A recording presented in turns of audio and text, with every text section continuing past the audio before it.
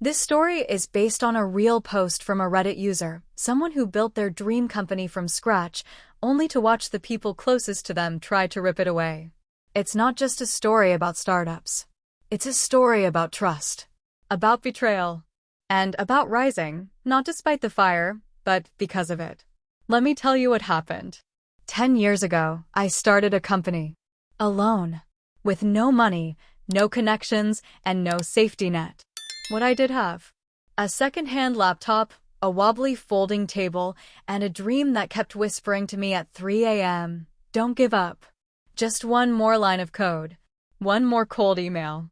And against all odds, I turned that whisper into something real.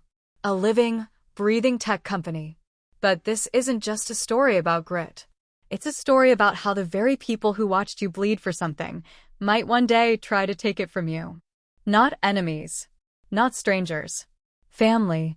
My name's Alex. And this is how it all began. Back then, I wasn't anyone special.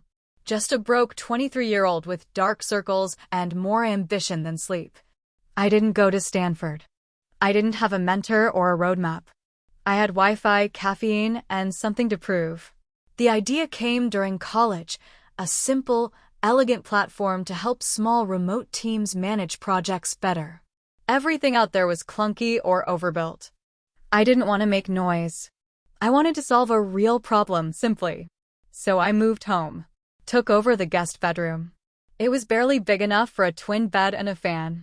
My desk? A folding table with chipped paint. My chair? One of those hard dining room ones that digs into your back after 20 minutes. But that tiny room became my universe. I coded all day. Sketched wireframes on the wall. Watched YouTube tutorials on growth hacking while microwaving leftover rice. Every rejection email felt like a bruise. Every maybe felt like a miracle. I remember the names of my first 12 users. I remember refreshing my dashboard, heart pounding, just to see if they were still active. I remember replying to support emails at 2 in the morning like they were love letters. There's something sacred about building something no one else can see yet. I wasn't making money, far from it. I lived off canned soup and whatever was on sale at the dollar store. While friends were buying cars and booking Bali trips, I was Googling cheapest protein per calorie. But I kept going, because every time someone said, "Your app just saved me 3 hours of work today," that was currency. About a year in, I caught a break. A tiny tech blog wrote a review. The next morning, I had 300 signups. I cried. Not out of joy. Out of relief. That was the first day I believed maybe I wasn't crazy after all. From there, it snowballed. A small startup adopted us company-wide.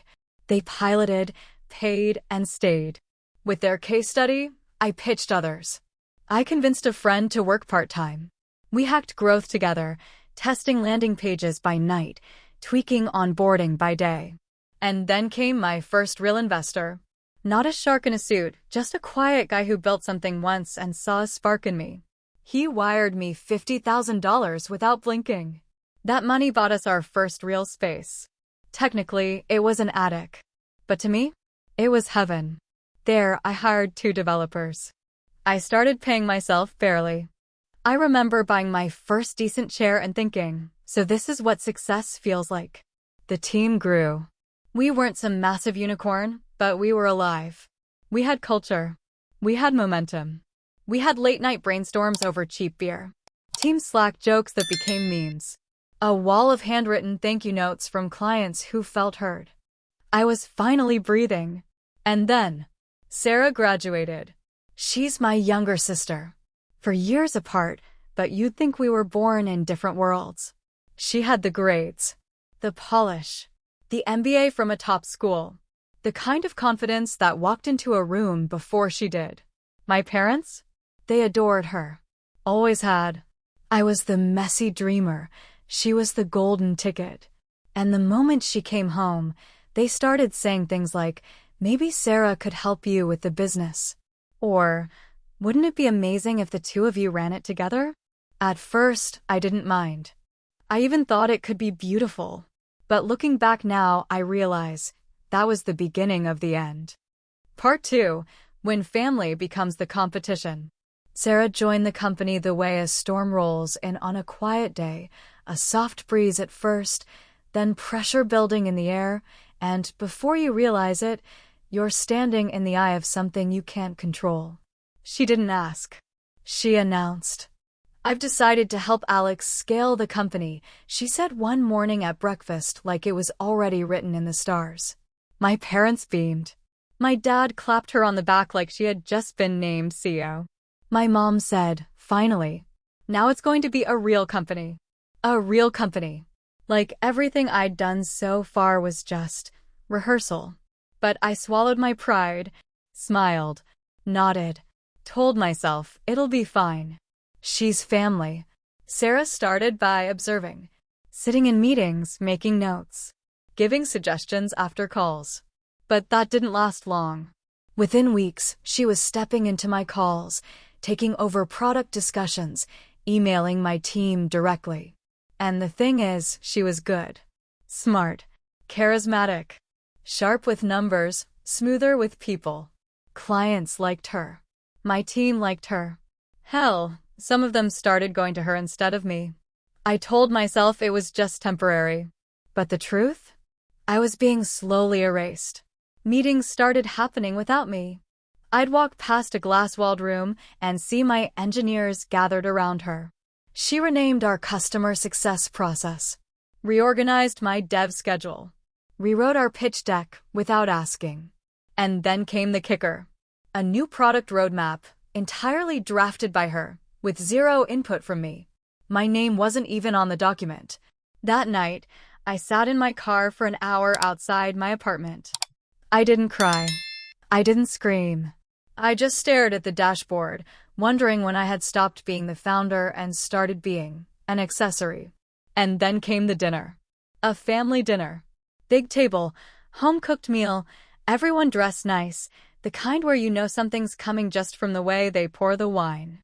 Halfway through dessert, my mom looked at me and said, "We've been thinking about the future of the company." My dad cleared his throat. Sarah folded her napkin neatly and waited. And then they said it. "We believe Sarah should take over leadership. You've done a great job getting it this far. But she's better suited to lead it into the next chapter." I couldn't even speak. My fork slipped. I didn't even realize I'd dropped it. Sarah smiled, not smug, but satisfied. Like she already knew what they were going to say. Like maybe she had planned it. The table went quiet. And in that silence, something inside me cracked. But not in the way they expected. Not with rage. With resolve. Part 3. The Quiet Revenge. That night, I didn't sleep. I didn't cry, didn't yell, didn't beg.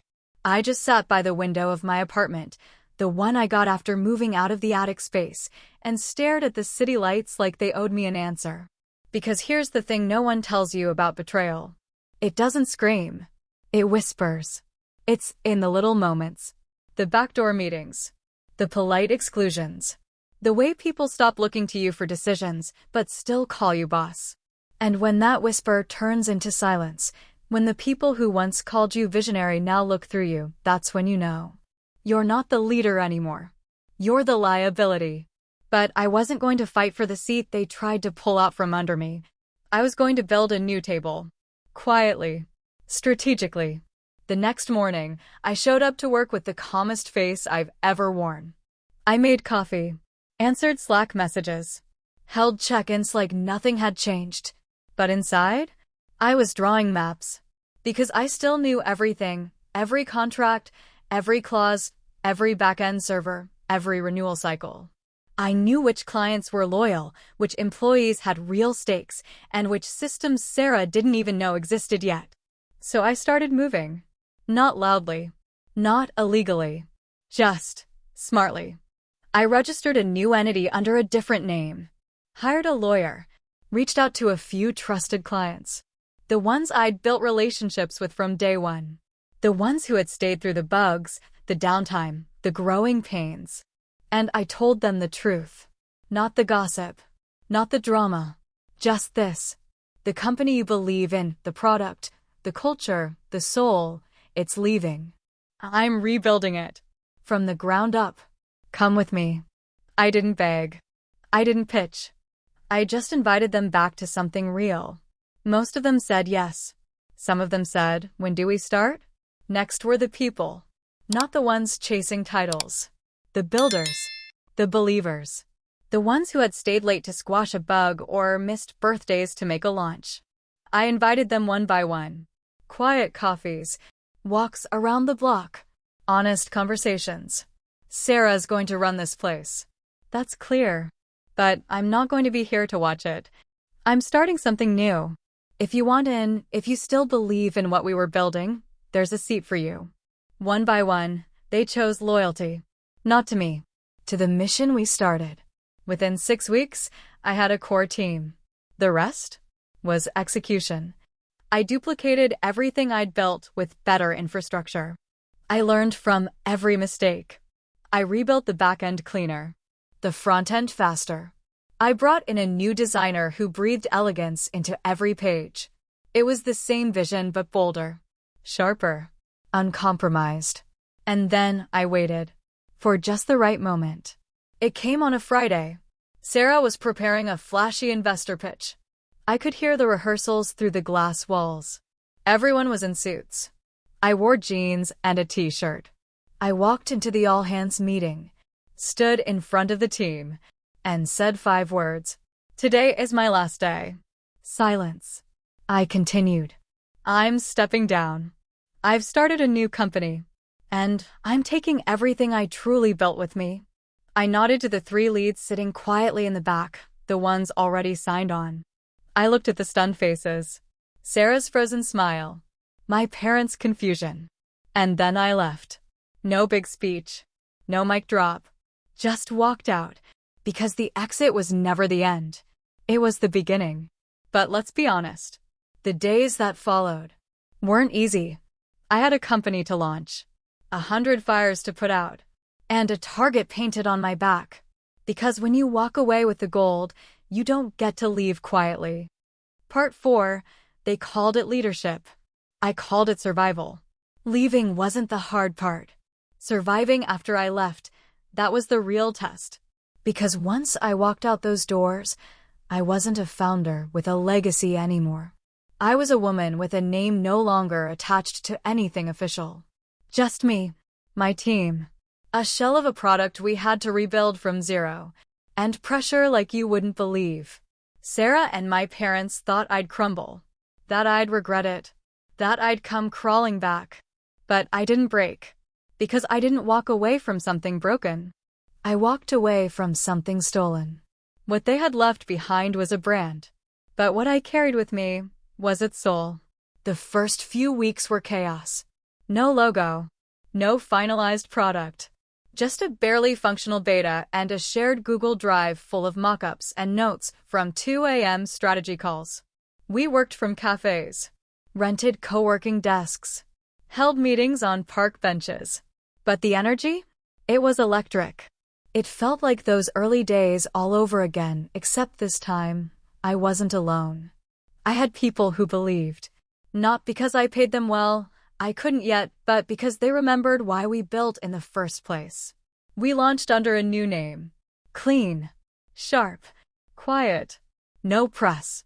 No launch party. Just an email to our clients. The subject line said, "We're back." We didn't even mention Sarah. Didn't need to. Within days, the feedback rolled in. Glad to see this team's back in action. Honestly, I was hoping you'd do this.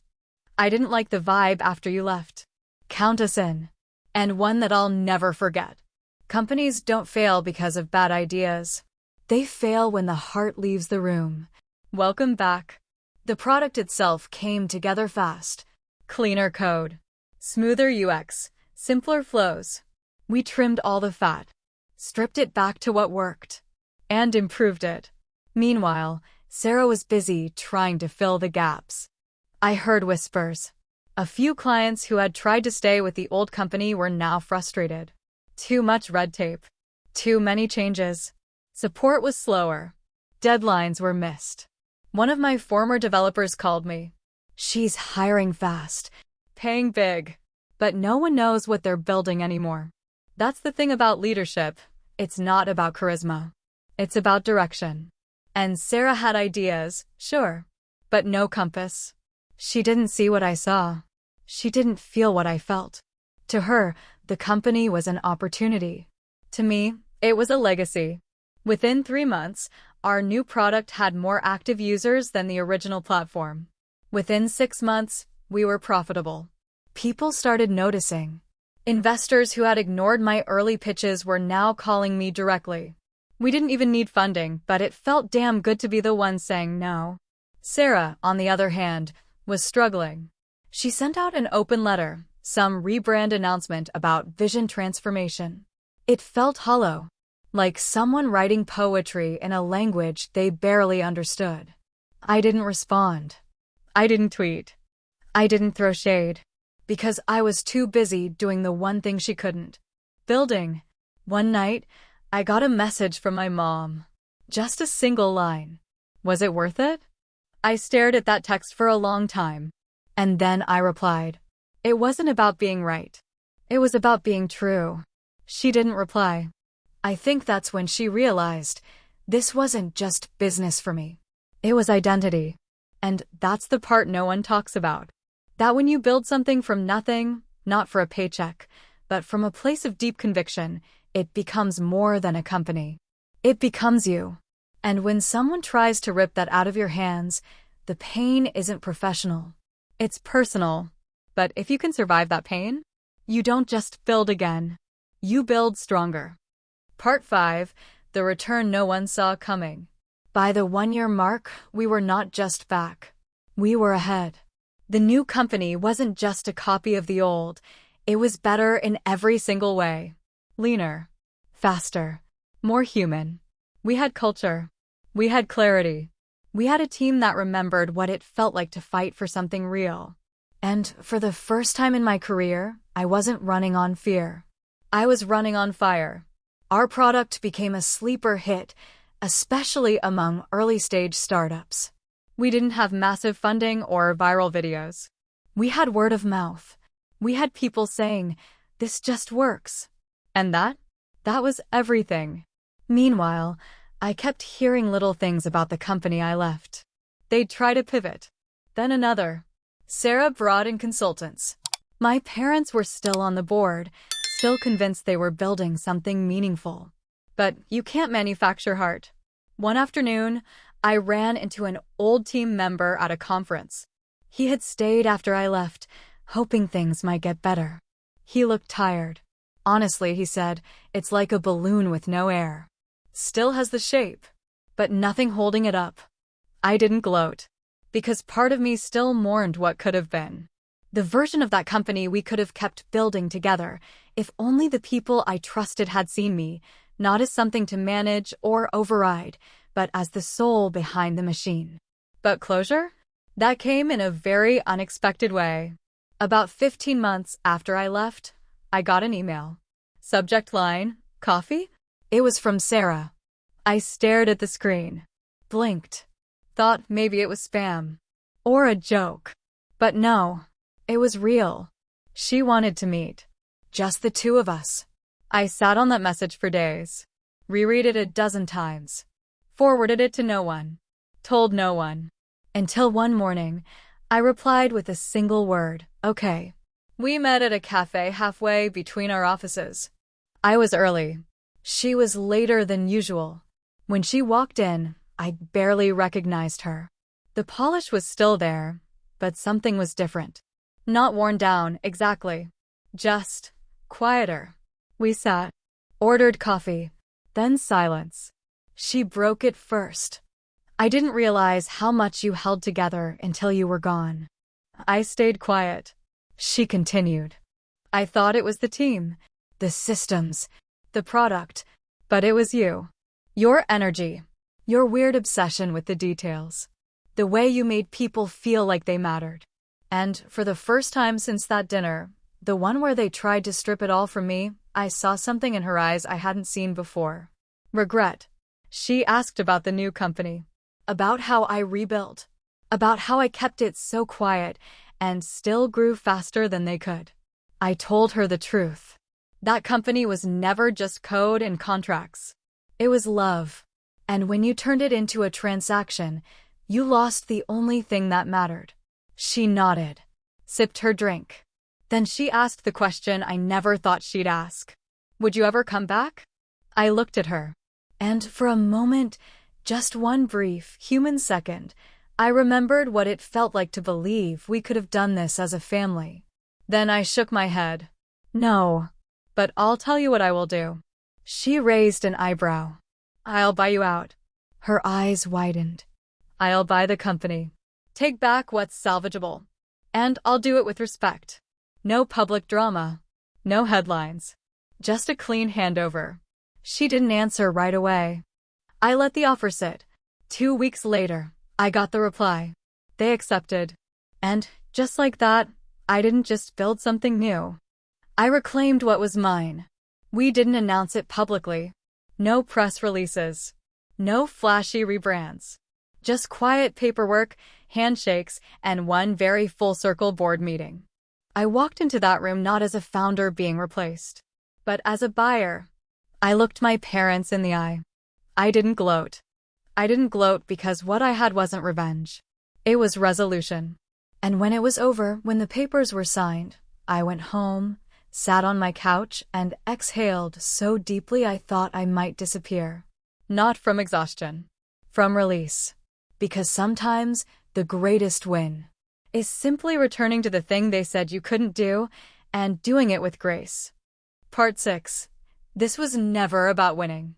You know, people ask me all the time now, how did it feel? Taking back what was yours? And I'll be honest. There was a moment. Just one. When I held the signed papers in my hand and thought, I did it. I won. But that moment passed. Because this was never about winning. This was about being whole again. I didn't need a trophy. I didn't need applause. What I needed, what I fought for, was something deeper. Dignity. And when you fight for dignity, it doesn't show up as headlines. It shows up in the silence after. In the peace you feel when you sit alone and know you didn't just prove something to them, you proved it to yourself. After I bought the company back, I didn't make big changes right away. I just listened. I walked the halls, talked to the few remaining employees. I didn't blame. I didn't interrogate. I just asked one question. What would make this place feel like home again? And I wrote down every word. Then slowly we rebuilt. Merged some teams. Sunset a few failed projects. Rehired 2 former engineers who had left in the chaos. We didn't try to erase what happened. We simply outgrew it. Sarah, for what it's worth, stayed away. I think she knew the best apology she could give me was space. And you know what? That was enough. My parents never admitted they were wrong. But they stopped trying to be right. Sometimes that's as close to healing as you get. And me? I finally stopped needing to be the one who suffered the most. I stopped telling myself that my pain was proof of my worth. I stopped needing to be underestimated to prove myself. Because somewhere in the quiet grind of those months, between hiring, mentoring, rebuilding, I rediscovered something I'd lost. Joy. I started falling in love with building again. Not as a weapon. Not as a defense mechanism. Just for the love of it. The same love that kept me up in that guest room all those years ago. The same love that said, let's just try. That was the real victory. And if you've been listening to this whole story, if you've been nodding or crying or whispering, me too, then maybe you've felt that same pull too. Maybe you've lost something. Maybe you've been pushed out. Maybe someone tried to rewrite your story and left your name out of the chapter. And maybe, just maybe, you're wondering if it's too late to take it back. So let me be clear. It's not. It's never too late to start over. Never too late to reclaim your voice. Never too late to write the ending you deserve. You don't need revenge. You don't need validation. You don't need permission. All you need is the truth. And the courage to live by it. That's what this journey was. Not a power move. Not a comeback. But a return to who I've always been. The builder. The dreamer. The woman who knew that quiet resolve would always outlast the noise. So, if no one's told you lately, You are allowed to start again.